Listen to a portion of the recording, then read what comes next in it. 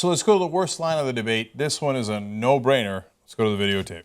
I represented New York, and I represented New York on 9/11. When we were attacked, where were we attacked? We were attacked in downtown Manhattan, where Wall Street is.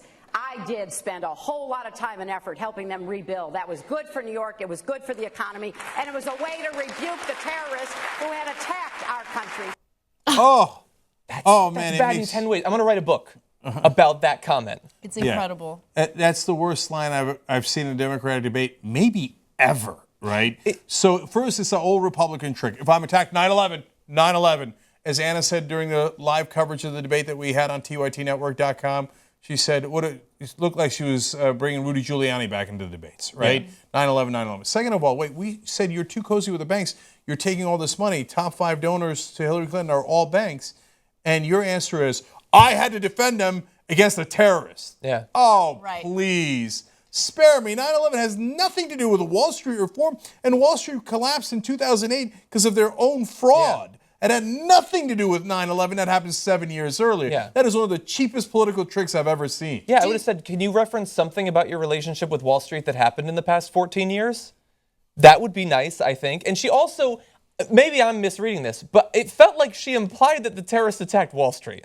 Right. That's why they targeted New York. But that's exactly right. And then, the best part was the follow-up question that CBS used from Twitter. Someone asked, what the hell was up with that answer? What did 9/11 have anything to do with not regulating Wall Street? And she was like, oh, I'm sorry that's the sense that you got from the way I answered that question. Let me just double down on what I said. So she just repeated herself. So these are great points by Anna and John. And to Anna's point there, it's not only did she repeat herself and double down, but she had that original answer planned. It's not like it occurred to her at that moment, oh, I got challenged on my support of Wall Street. Yeah. Oh, I'll mention 9/11.